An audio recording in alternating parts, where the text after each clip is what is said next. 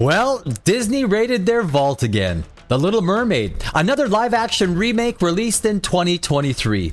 And we're gonna review the movie and its financial results. So let's bust this thing open. The 2023 live-action remake of The Little Mermaid took the 1989 animated movie and, in the words of Disney, modernized it. For the most part, the story beats and plot are the same as the animated version, except for the changes Disney made to the characters and storyline that were meant to give Ariel independence from the cookie-cutter fairy tale trope of falling in love and marrying a prince. In other words, agency. You coconut. In this version, Prince Eric isn't Ariel's main reason for wanting to become human. This one's about Ariel finding her freedom. The 1989 classic had a total box office of $211 million on a budget of $40 million. After marketing costs and the 50-50 split with theaters, Disney made a profit of $45 million, or $112 million when you adjust it for inflation. As for the 2023 Little Mermaid live-action remake, Disney stated that the budget was $250 million. You liar! But it was in fact $297 million. Add marketing and promotion and you have a total spend of $440 million. Its global box office was $570 million, and after the 50-50 split with theaters, Disney lost a staggering $160 million. Ooh, that's a lot of money. A certified flop, and there are reasons that made this inevitable. Disney creative decisions over the past few years have resulted in movies that were basically dumpster fires with mediocre results at best, with most being flat-out flops, losing the company $1 billion over 2 years. It was a decision to place identity politics over great storytelling and erode the fan base of their two main properties, Marvel and Star Wars. In the case of The Little Mermaid, it just did not connect with audiences, and if it wasn't for the fact that there was already a built-in audience, its performance would have been a lot worse. This is a movie that feels absolutely dull and lifeless. Disney made modern revisions to the script and thought they could rely on the audience's familiarity with Ariel as a Disney princess to sell it. Do I really look like a guy with a plan? And it's safe to say that a good portion of the box office was for that very reason. But the biggest reason why The Little Mermaid flopped at the box office? There was no chemistry between Ariel and Prince Eric, which is the very thing that this movie is supposed to be about. There's nothing believable about their romance or them even falling in love. It felt forced, fake, and awkward. The actors had absolutely no romantic chemistry between them. How could this movie even have a chance if the very reason the story exists is the very reason it fails? I have no idea. And this all falls back to casting decisions that were made. Casting should have spent more time doing off-screen chemistry tests with a lot of actors, so they found the right pair. Chemistry is critical for any movie that has a romantic component. But Disney was more concerned with checking the boxes and making sure the cast of characters met certain diversity thresholds, instead of just finding the best actors for each role.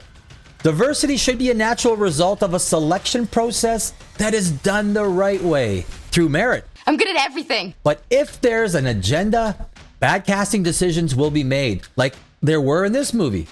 There wasn't a single scene where the budding relationship between Ariel and Prince Eric felt in any way genuine. It was casting by design, and as long as the actors met the pre-designed criteria, Disney was fulfilling its corporate agenda.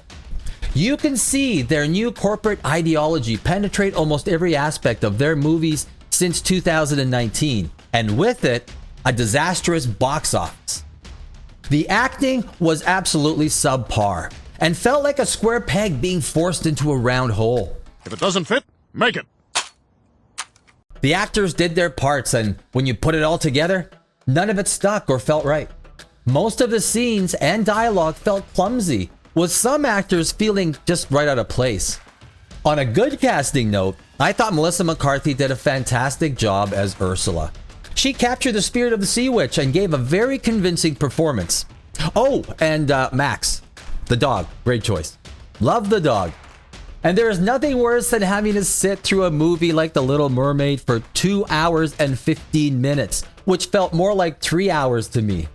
A lot of scenes felt more like an empty filler, and other scenes could easily have been trimmed down without anything being lost.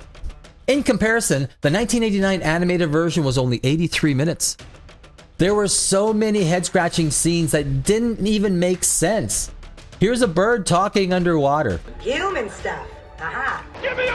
Why do you need her hand to jump? Just jump. Do you really need torches to light the way in the daytime? Have you ever seen a storm come in so fast? Sunny 1 second and the next, a full-blown hurricane. To mention all the head-scratching moments in this movie would make this video an hour long. People are so stupid. The translation from animated cartoon to live action does not work in this case. I'll be honest, I never liked the 1989 animated version in the first place. It was simplistic, dated, and lacked a compelling storyline. I dare you to watch it again and tell me if you even get halfway without falling asleep. Fact is, most of the story concepts in this movie work better in the animated version. The changes Disney made to the story so Ariel wasn't fawning over a man diluted what this story was about in the first place. And when the actors have the chemistry of mud, your movie is in big trouble. Character actions, they seem forced or felt as though they didn't even make sense at times. The modernization of the script ensured that the idea of a woman even wanting a kiss from a man was the woman losing her agency to him, which is a ridiculous notion. I should never have let you drive. Yeah, well, you were wrong. You were wrong to do that. But, you know, that and the trial are the only two things you fucked up. So, I haven't even mentioned the CGI, which is adequate for 10-year-old girls, but the movie loses all credibility and believability when the CGI is a dull representation of the animated version. The one thing Disney could have done to prevent this movie from losing $160 million was to limit the budget to $125 million. Disney has become budget drunk and now throws ungodly sums of money at movie projects. Money's no object, as you probably know. It's like they think it worked for the Avengers, so hey, well, let's do the same for all our movies. What Disney has forgotten is that it's all about compelling scripts with actors that fit the roles and stories that spark our imaginations, not woke corporate agendas. And that's all I have to say about this movie. If you like what you heard, I thank you for watching. And if you didn't, I thank you all the same. And I'll see you in our next video.